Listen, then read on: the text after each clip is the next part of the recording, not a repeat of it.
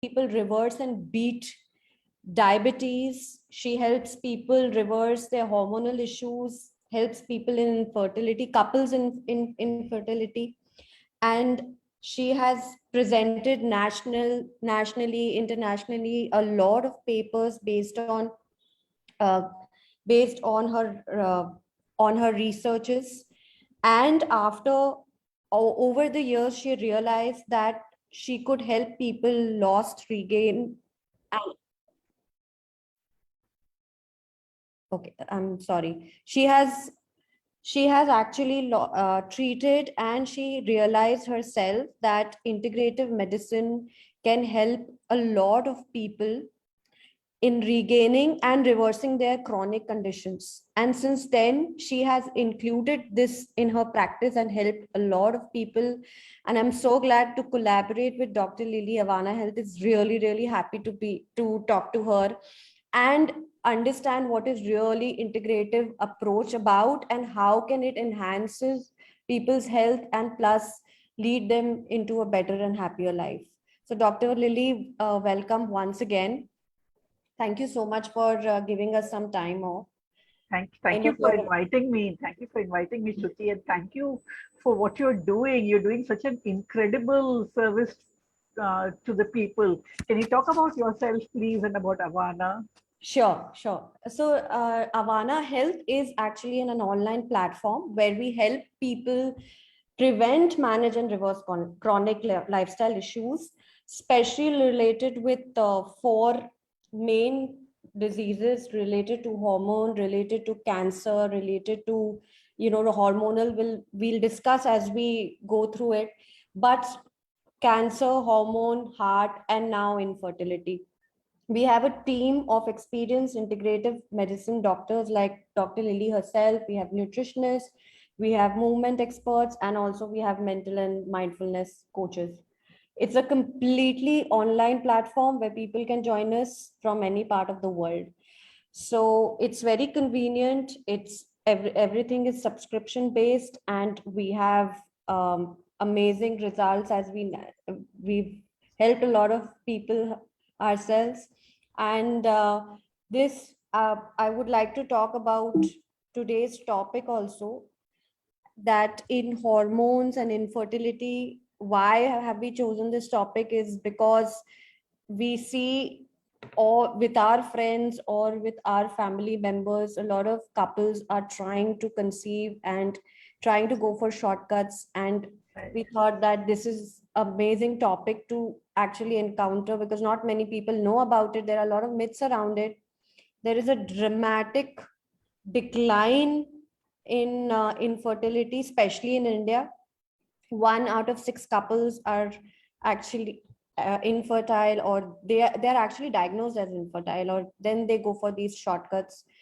And childbearing, especially for a woman, is considered so essential, right? For in a culture, it's like a yardstick, which the women's worth is actually measured. So we want to really bust the myths around this.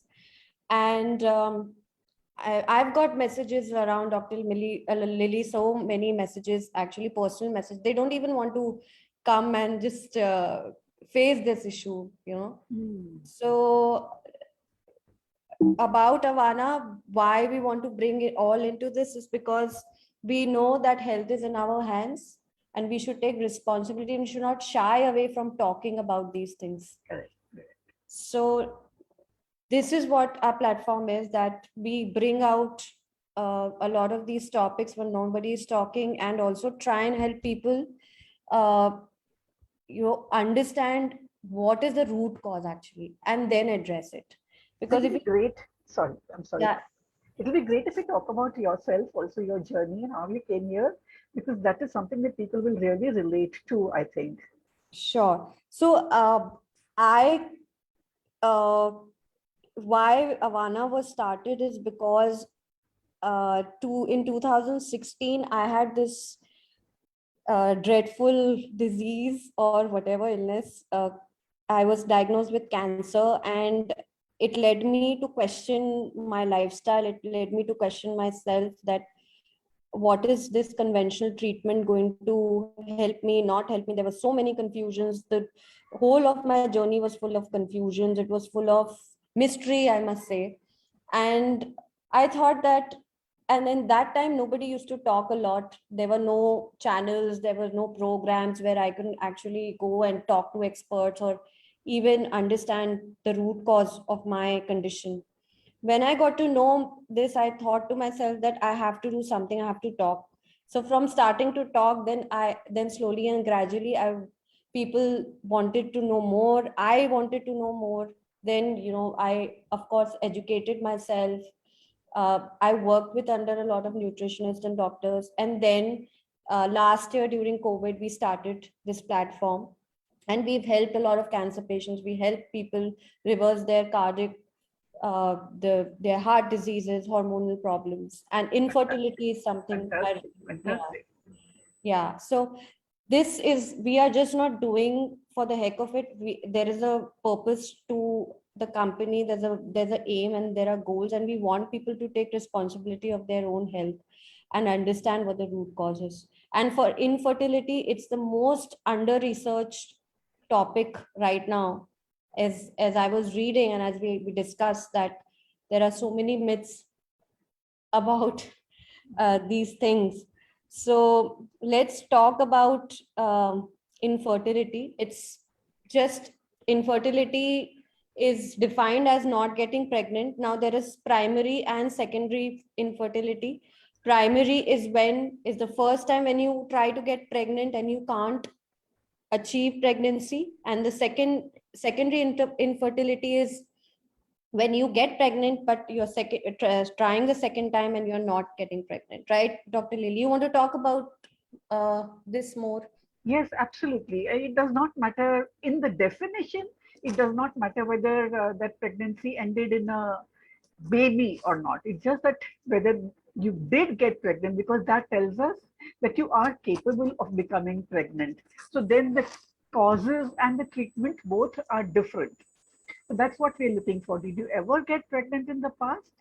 That means you're capable of getting pregnant. So then we have to address different uh, Right, things in the treatment. right. Also in infertility, Dr. Lily, what I have also read and understood, that it's just not the female part, it's the Oh, male, of both course, the partners. of course, of course. Yeah, yeah. In our country, and I think in most of the Asian countries, it is very easy to label a woman as, you can't conceive. And then we used to have, I don't know if we still have in some areas, but we used to have a man marrying again because she can't conceive. But that is such an abusive situation, because 40% of infertility is because of male factors. Right. So that is what we have to address first, that there is no male factor. We will not investigate the female until we have proven that the male is capable of a healthy conception. Right, right. And when you talk about conception, as we said, that, even for what happens is, uh, most of the time, and I actually read some reports recently, and people are, there are reasons of infertility, which is, of course, like, in women, it is like unhealthy eating habits, or even in men, PCOD, PCOS, a lot of fibroids and other medical issues, smoking. So this is the reason why once for like, these are the basic reasons, right? Why a woman cannot get pregnant. You're right. You're right. So actually, they all, tie into each other. For example, let's say unhealthy eating habits. So nowadays we are consuming a lot of processed food, a lot of junk food. So what is the junk food doing? One, it is not providing us with nutrition. Two, Yes. it is introducing toxins into our bodies. And Yes. it is, these are together affecting the hormones. And Right. that is a reason why young girls and young women develop PCOS, PCOD, that is polycystic ovarian syndrome or polycystic ovarian disease. Hmm. We're exposed to a lot of stress in our lifestyle today. Even young children face stress. Stress affects blood sugar levels, because of the increase in the level of cortisol. Stress increases the adrenaline, which again affects the hormones, which again affects the fertility. So everything is interrelated. We cannot separate out one issue from the other. We cannot treat only one thing, and there's never a magic bullet. So you do this one thing and you'll get pregnant. That doesn't happen. We have to approach it from all different angles and make sure that before you get pregnant, you are at your healthiest. You are at Right. optimum levels of health in along as per various parameters so that you can have a healthy pregnancy. Right. So I've also heard, and in Ayurveda, there is something called Garbh Sanskar. Right, right. So they say that if you want to get pregnant, it should be like a process. You should start working on your body and mind before even Before. Yeah, conceiving. You absolutely. want to talk about a bit about it, like how can someone who wants, like the healthy couple, or people who are not even are fed up of trying and they don't want to go with alternative treatments. How do they take care of themselves? So, of course, I cannot talk about Garbh Sanskar because I'm not an Ayurvedic physician. But from an allopathic point of view, we want that your omega-3 levels should be optimum, your folic acid levels should be optimum, because folic acid prevents neural tube defects, that means defects in the nervous system. Yeah. There's a particular kind of nervous system kind of tumor, encephalocele, that can happen when the folic acid is low. And these Right. are very simple things to do. And, this is something that our allopathic system does not teach us, which I was not uh, aware of nor practicing during my more than 3 decades of allopathic gynecology practice, Yes. is Yes. that the mind body affects how your body reacts, is that nutritional level affects how your body reacts. For Hmm. example, when your body is not nutritionally optimized, let's say you're lacking in a particular element, mineral, which is in a very micro dose, let's say it is um, zinc or chromium. These are not the usual minerals like calcium and iron, which we all know. Hmm. These are minerals that we use which are required in very micro doses. But Hmm. let us say one of these is lacking because we are lacking in our nutritional intake, because we are eating junk food, we are not eating, and we are all not getting organic food. Yes. So what the body is infinitely wise. This is something that we really need to realize. We need to understand.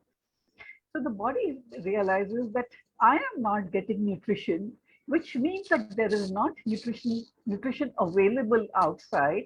This is probably a period of famine or something like that. And Hmm. therefore, this is not the time for me to reproduce. Because if I reproduce, if I bring in a new child into this insufficient environment, that child will not get an optimum environment. And therefore, I should hold back. So, this is what the body is going through without anybody saying anything. The body is infinitely wise. It understands that. And it will shut down all processes. And therefore, if we can optimize nutrition, doing nothing else, the lady might conceive. Yeah. Another thing is mind body balance. Let us say, I'm just giving a very, it's just an example. I mean, Yeah. Yeah. your audience, I comes with a disclaimer. You should not think that I'm saying this, as just to you personally or something. Just an example. Let's say that there's a couple and, in a joint family, and there is a lot of stress in the joint family. And consciously, the couple wants a child. They're doing everything to get a child. But subconsciously, the woman is thinking, what if I bring a child into this environment? It is such a stressful environment. My child will not be happy in this environment. So subconsciously, she's shutting down her reproductive processes. Hmm. Therefore, this is also something that we need to address. Yeah. So we need to address nutrition we need to address, the mind-body balance, in addition to, of course, all of the physical causes that could be playing a part. In fact, related to this, there is a little short video that we could play, and Yeah, please, if you want to, we can definitely. that could really give an idea of how these things can affect. Should I stop sharing? You'll share? If you can, please. Yeah.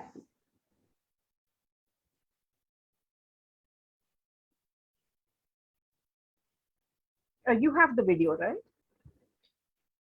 I have the video, but it's on my WhatsApp. I'll. Can you put the link in the chat box? I'll present my screen. Yeah. We can do it later. It's all right. Let's do it. Let's talk about the causes of male infertility. Right. Spoken. So if you want to. Right. So see, male infertility, what we look for when we do a semen analysis, that's the one test that we need from the gentleman. Just that one test. Yeah. So when I was a student, and that is about 40 years ago, when we looked at the semen analysis, the average count would be 60 million, 60. And today the average count is 20 million, 20.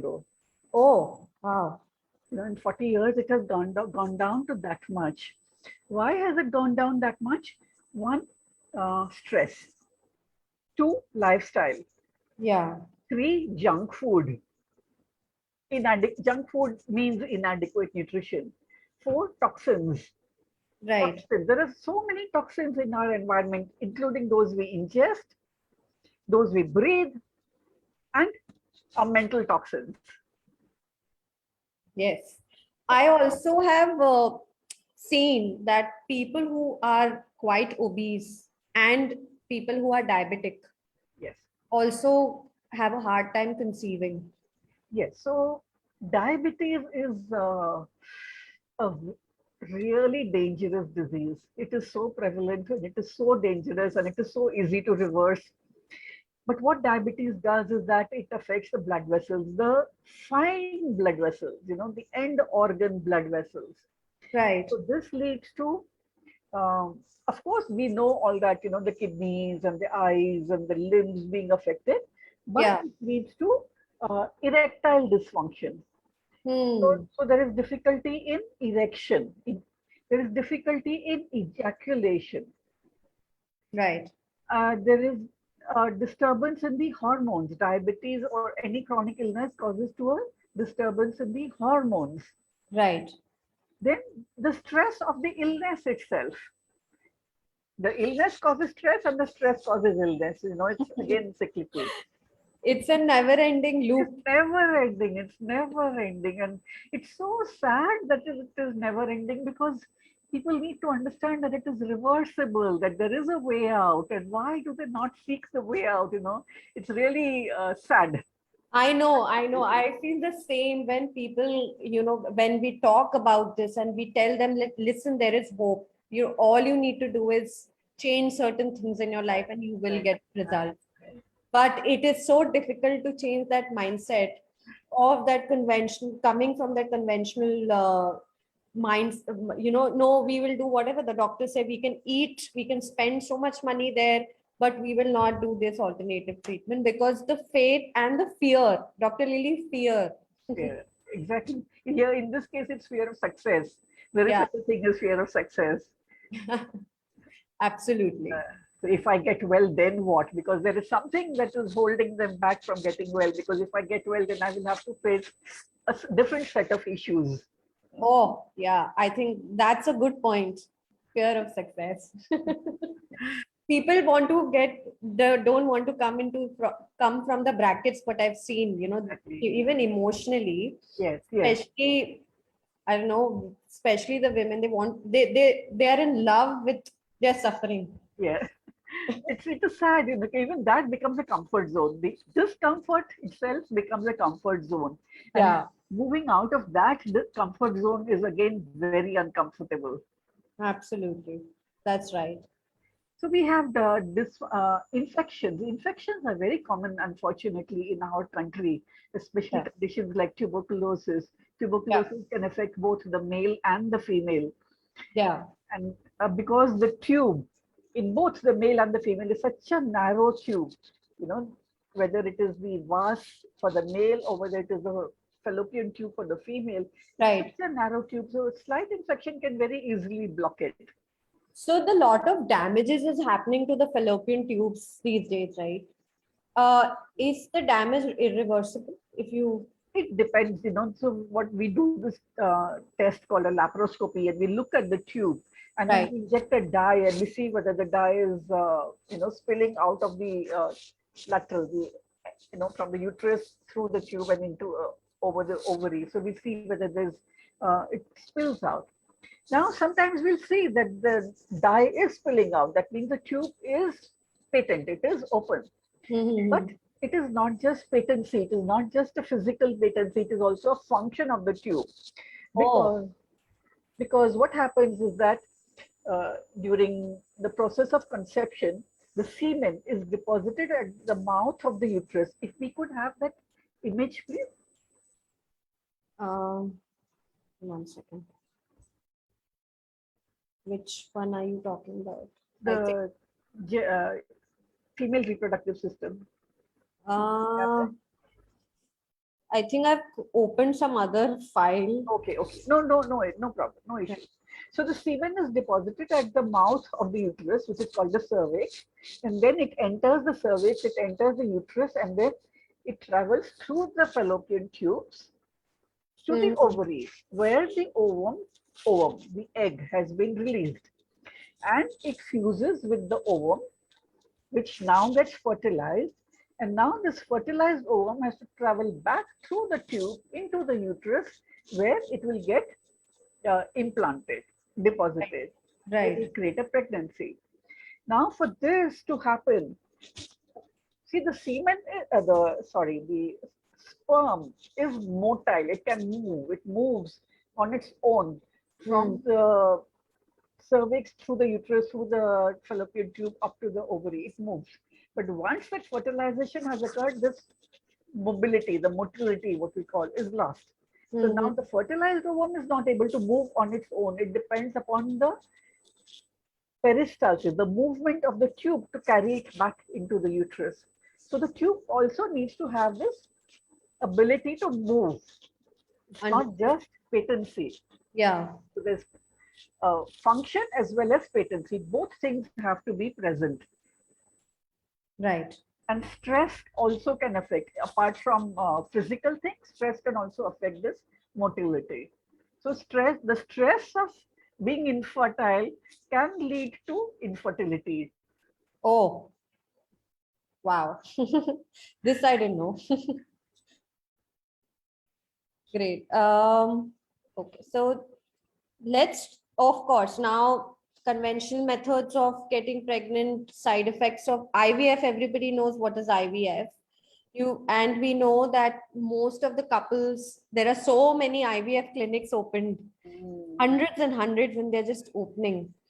And there has been a research that what IVF does is the damage to the DNA, and also there are so many side effects written out there: multiple births, miscarriages, and birth defects. It can often lead to cancer, and of course a lot of stress a couple has to go through. Yeah, You want to talk about, besides it being most expensive treatment, what is actually the IVF way, and is it really, like, for some cases it might be a boom, but is it really necessary to take IVF? I worked with an IVF team when I was in Belgium learning laparoscopic surgery. So I have seen firsthand how very stressful it is. It is even stressful for us as a doctor. So I can just imagine how stressful it is for the patient. Apart from the cost and apart from the disturbance in the life, because you have to travel to the clinic every day, get your hormones tested, get your sonography done. So apart from all that physical thing, it is mentally very, very stressful. Right. Therefore, we would undertake it only when really required. We would look for all other options first. So what are the other options? There is something called ovulation induction. So we give medication so that instead of one egg, we have 3, 4, 5 eggs being released in one cycle. So that increases the chance of conception. And often it works, just that doing that much, it works. Then if that doesn't work, and if we find that there is a deficiency in the sperm, either the count is low or the motility of the sperm is low, the sperm is not able to move so much, then we collect the semen sample, we concentrate the sperm, we select the really good ones, the ones which are really motile, and we uh, kind of inject them into the uterus. So Right. that half of the work is done. It doesn't need to cross from the cervix into the uterus. It's already into the uterus. So now it only has to travel the tubal part of it. Okay. So again, this works in many patients. This works just this much. Intrauterine insemination, IUI, that is called. IUI. IUI, intrauterine insemination. So that is a less invasive thing. It just requires a catheter, and we deposit that sperm sample into the uterus. So Okay. ovulation induction, then there is IUI. And if these don't work, then only then we will go on to IVF. Now there are various types of IVF. IVF is when, again, we will do ovulation induction. So we have more eggs being formed. And then we harvest those eggs. We will collect those eggs through sonography. And fertilization takes place outside the body in a test tube, in a Right. petri dish. It is called Right. in vitro. In vitro is outside the body. And then once it is fertilized, then they are kept in an incubator until they reach a certain stage, and then it is deposited back into the uterus exactly like IUI through the catheter. Right. Now, there are again different levels of IVF. One is we just bring the sperm and the ovum together and they get fertilized. Another is when the sperm is not able to enter. It has to enter into the ovum and bring about the fertilization. Sometimes it cannot. So there's a very tiny needle. So we actually inject the sperm into the ovum. That's called intracytoplasmic sperm injection. Okay. So we inject that, and then that gets fertilized. So most of the time it works. When I was a student, the success rate, take home baby rate, that's what we call, if there's a miscarriage or anything, we don't call it as a success. Success is when you are able to take home a baby.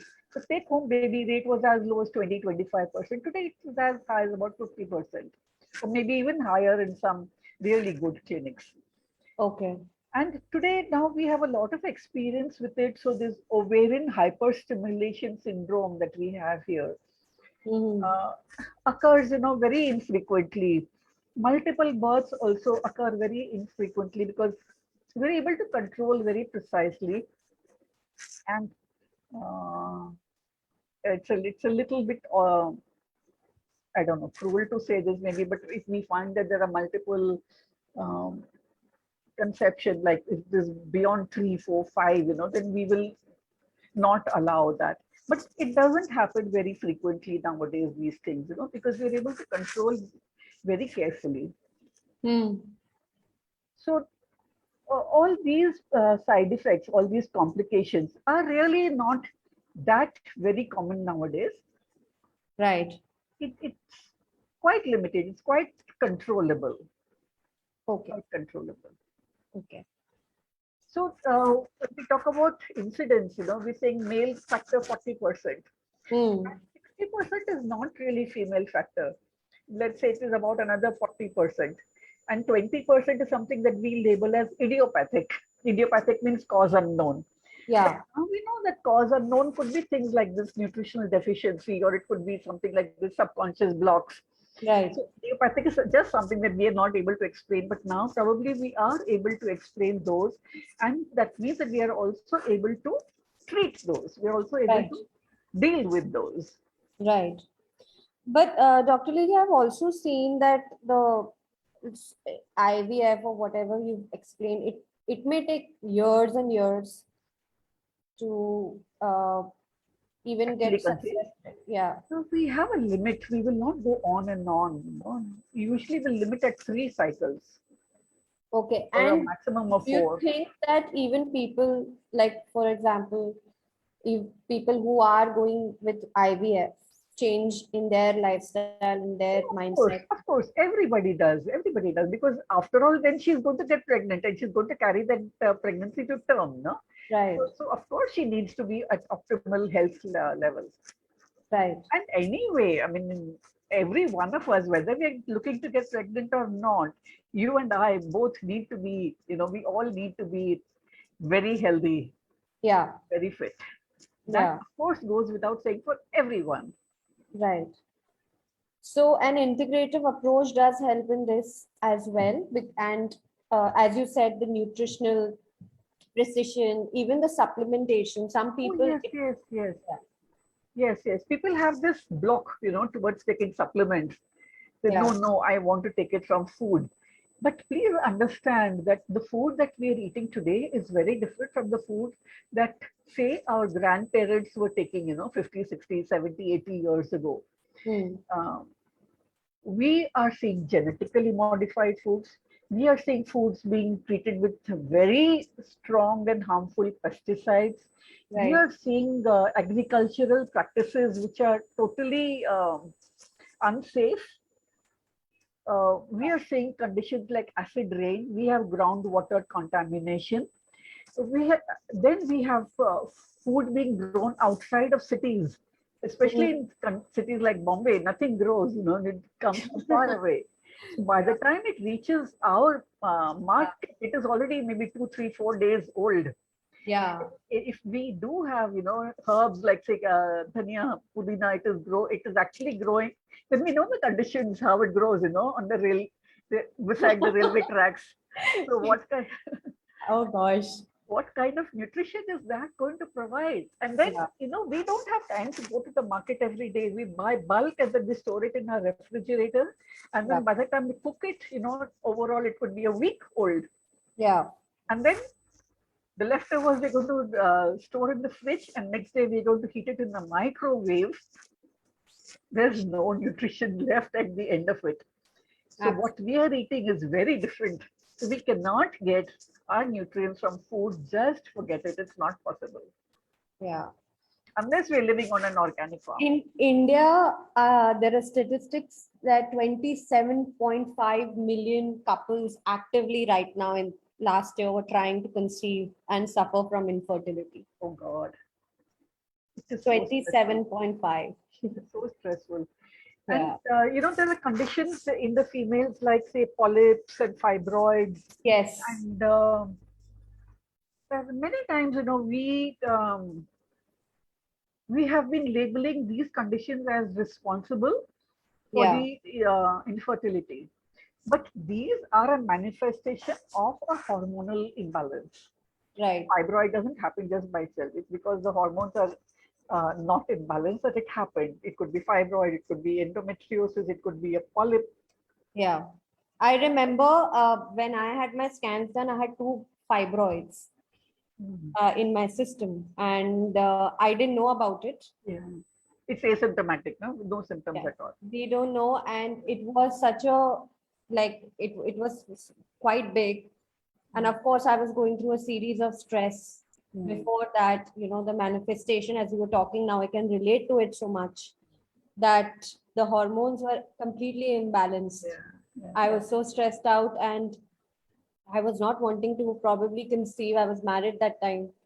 Mhm. So all this could just go take me back, and Mm. I remember the surgeon telling me that you have fibroids. Mm. And I was telling, oh my God, I have cancer. I didn't even conceive children. What will happen to me? I said, Right. how would you conceive? You have fibroids. I said, oh my God. Not necessary, just because you have a fibroid does not mean that you have to have surgery. Right. If the Exactly. fibroid, if the fibroid is causing symptoms, Yeah. only then we need to consider, not even necessary, but we need to consider. Yes. So yeah, that's what I'm like. I want to really address that people, before taking any decision of a surgery Right. or going for these shortcuts, please Right. understand the root cause. Try and Exactly. understand, even in Exactly. for infertility, it may be just a nutritional deficiency. Your body is not prepared, and I all think, you need to do is detoxing. That's what I also right, feel, that right, exactly. majorly metal detoxing. Yes, yes. We are highly toxic inside. So the So body is trying to protect you by not getting pregnant. If you have these toxins in your body, says, I don't want the baby to be affected. So let's first get healthy and then let's think about pregnancy. yeah, that's an amazing thought. And yeah, and do you think that this integrative therapies, I know that acupuncture and massages, and you want to talk a little bit about the hormonal bioidentical hormone, very short, and then we'll show the video. If, Okay. Bioidentical, yes, that is something that's really important in gynecology. Hmm. And it is actually the way in which I transitioned from surgical gynecology and helping babies, obstetrics, helping babies be born, from that Yeah, into integrative medicine, because I learned about bioidentical hormones. And bioidentical means it's exactly the same molecule which we have in our body. Now, estrogen is one of the female hormones, estrogen and progesterone. They are female hormones. They're very important. It's uh, the menstrual cycle and fertility in pregnancy, all that part of it. An imbalance in these can cause infertility. And again, it can cause miscarriage, and it can cause problems again at the time of delivery, early delivery, and so on. So we know that there are conditions in which we have to supplement in right, order to bring it back to balance. But pharma companies, they, they will not do anything unless there's a profit. Obviously, it's a company; they have to survive. But they cannot patent estrogen because estrogen is a natural molecule. They cannot patent progesterone because that is a natural molecule. So what they do is they tweak it. They change one molecule. So now it is a manufactured molecule and they can patent it. right. But what happens is that this manufactured molecule is not the same as the original molecule which is present inside us, and the body recognizes it as something that is foreign. And of course, it will not respond to it in the same way as it does to the natural progesterone, natural estrogen, natural Yeah, thyroid. yeah, And that is why we have all these complications happening when we give hormones, when we give pharmaceutical based hormones. But when I started using these bioidentical hormones, I found that all these conditions, such as excessive bleeding or PCOD, all these things were getting treated. Now, remember, I'm a laparoscopic surgeon. So my thing is minimally invasive surgery. But even this minimally invasive surgery was not required. Patients were getting better through medical means. lovely. And that is when I realized that, integrative medicine is so powerful because we are harnessing the healing power of the body itself. And then I learned more about it, and now I'm full time into integrative medicine. And the results are so tremendous, so heartwarming, so wonderful that I can go on and on talking about it. So please stop me.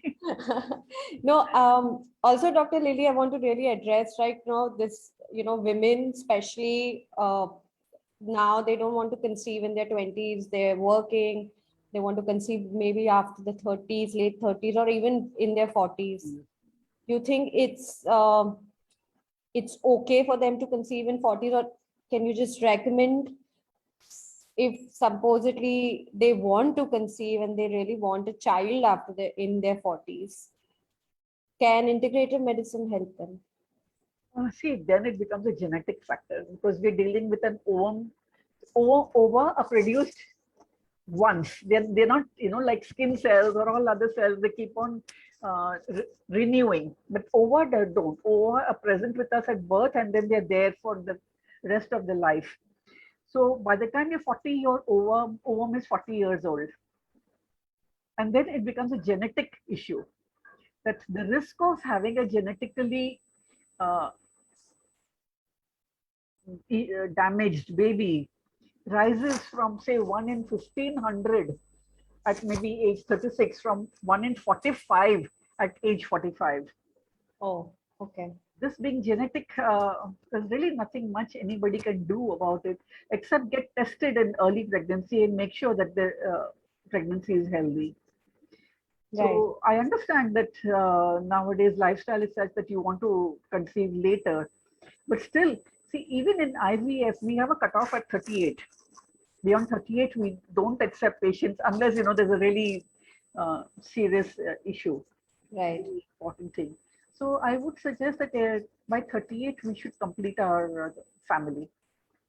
Great.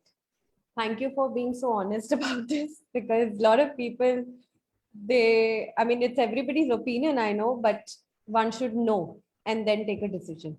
Yes, we take an informed decision always. Informed decision, absolutely. So Dipali, can you share the video with all of us, please? I'll stop sharing. Sure, I'll just do that.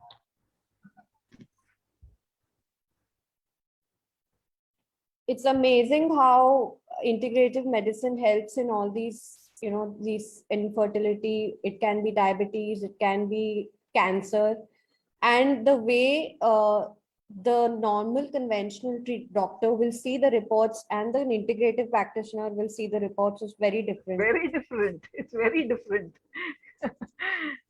It's really amusing sometimes. Yeah. I'd like to share, one patient of mine. Yes. Very early, the first PCOD that I treated through an integrative approach. So this was a young girl. She was 25 years old when she came to me, and she said that ever since menarche, that means when the period started, so let's say 12, 13, and to 25, she'd always had excessive hair on the face and never had a spontaneous period, always with medicines, with the hormones that we give. So I gave her my recommendations and I told her that the hair cycle is 6 months, that from when one, for a new hair follicle to not grow on the face, it will take 6 months. So I want her not to expect any magic results. Right. Now this lady was going away. She was traveling out of India. So she came to me in 3 weeks, which I didn't call her but she came because she was going away. And when she came, her face was completely clean. But I didn't remark on that because I thought, she must have used some cream, Right. laser or whatever. Yeah. She said she hadn't. Since she came to me, she hadn't used anything. And her face was clean in 3 weeks. And Yeah. that was such a shock to me because in more than 3 decades of practice, I had not seen such kind of results. And to understand that this is what the body is capable of, it was such a Healing itself. revelation to me. Wow. I know, especially for a doctor, it must be something like a revelation. It I was also want to share one very, like a case of PCOD. I know someone who was suffering from when she was a 16-year-old kid. And when she was 17, she was advised to take birth pills by a doctor. This happens mostly yes, because yes.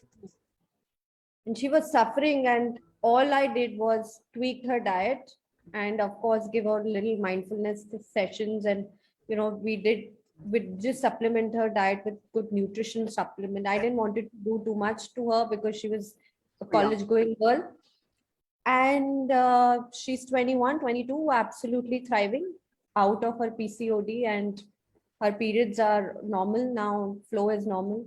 So these advices where people just give the birth control pills at such a young age, they don't even know what kind of damage it can give. Yeah, it damages the gut flora, it damages the hormones. There's a risk of not being able to conceive after that, after getting off from the OC pills. Yeah. Okay. Dipali, can you please share, and then we'll take questions from everyone.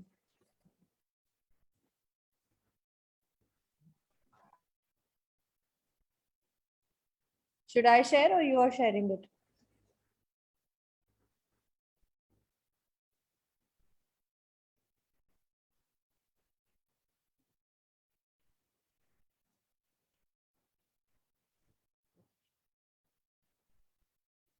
Agarwal and I'm 38 years old. We are married since 11 years and since a long time we were trying to have a baby. I'm really thankful to Dr. Lily who really helped me with my treatment, and she said that I can conceive normally. She told me to have medicines which was really good for my health, and you won't believe that after 11 years of my marriage.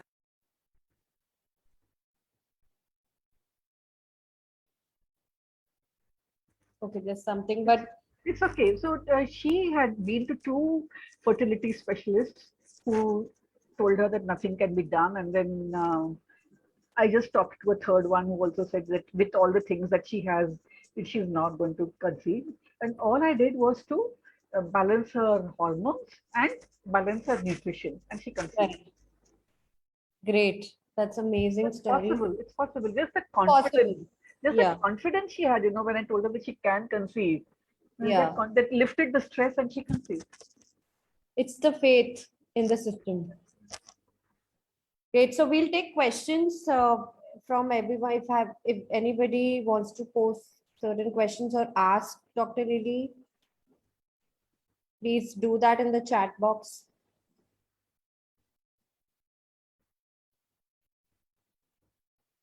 We are also live on Facebook.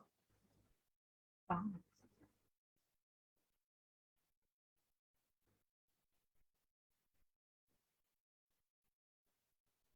So let me ask you a question. What is the youngest age at which you will accept somebody for treatment? And what is the oldest age?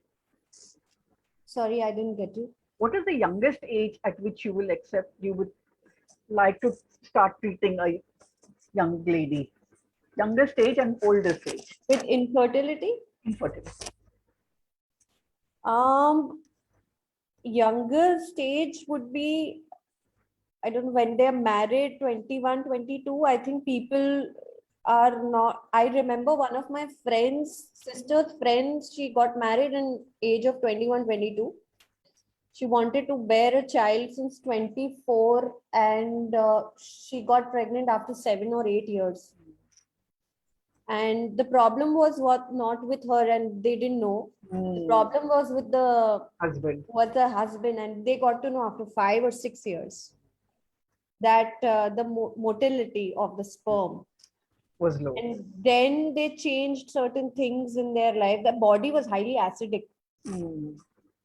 This is something also I want to really ask you. Does the acidity also help, like decreases your chances?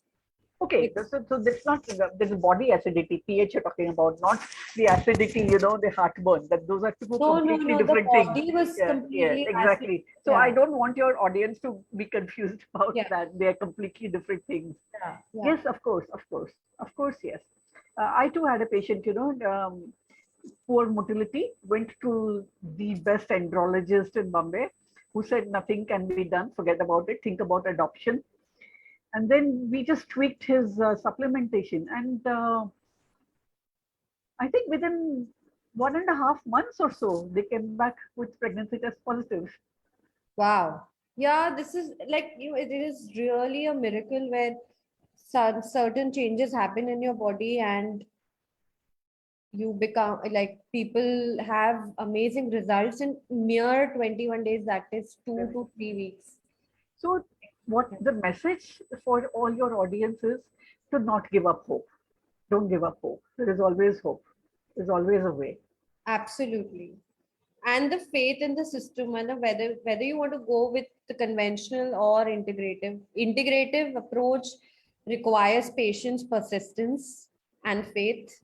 But it is also, I feel, in a longer run, it will definitely give much more Complete better result. results. Complete result. Yeah, complete results, not harm your body, because no matter what's said and done, the medicinal approach will have its side effects. Absolutely. And sometimes serious and horrific side effects. Yes. So there is a way, it's just that the knowledge. That's why we are doing these webinars, to share our free knowledge with people so that they understand that, as you said, there is a way and there is hope. There is hope. There is hope. And this soap is very safe. It is very effective, Yes. and it is much simpler. It costs much less than the pharmaceuticals. You don't have to have all those expensive hormones and stuff. And Yeah. it also integrative means it integrates the body. So that means any other issue in the body gets treated simultaneously without actually addressing it, because the body Right. becomes balanced. I have, I think, one question. Is there any test to know that any particular test one should do before conception? Uh, the most important, I think, would be the blood group, RH blood group for both partners, Okay. and to be aware of the RH. And if you're RH negative, then your doctor needs to know and to be very careful during the pregnancy and delivery. Okay. But apart from that, I think folic acid supplementation, omega-3 supplementation, everybody should take. We don't really do a test to check the omega-3 level or the folic acid level. It's good to take it as just as a supplement. It is good to avoid junk food, at least Yeah. going into pregnancy. It is good to avoid stress or adopt practices like meditation, before going into pregnancy. Yeah. If you're overweight, it is ideal to optimize weight, because having excess weight could lead to other problems such as preeclampsia, and then during the delivery there's higher risk of having a cesarean section. Right. So yes, there are many things that we can optimize. Yeah. Checking the breasts, checking whether there is an inverted nipple. Yeah. Yes, so it is ideal to see a gynecologist before planning a pregnancy. Great. Any questions, anybody, so that we can conclude the session? And please get in touch with us with Avana Health, and you can follow us on Facebook, Instagram, and we have a YouTube channel. This will be available. You can have a look at it, whoever. Okay, we have a question from someone. Yes, Mr. Mohanlal, if you want to ask any question. You can unmute yourself and talk. No.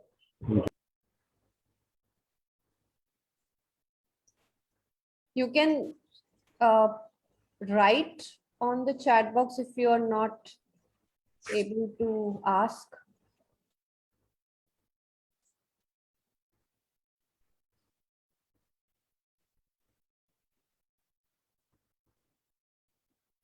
That's okay, then Yeah, you can leave a comment under you all the can just leave comments and then ask us. queue, We under can the video. definitely, we will be having more. We'll ask Dr. Lily would be definitely be coming again and again. We want to address diabetes and other infertility issues. So let's conclude the session. Dr. Lily, thank you so much. It Thank you was for a inviting me. very revealing session, very interesting, and I hope more and more people will join from next session. And thank you for spreading this knowledge with us and sharing this knowledge with us. Thank you, Shruti, for the amazing work that you do.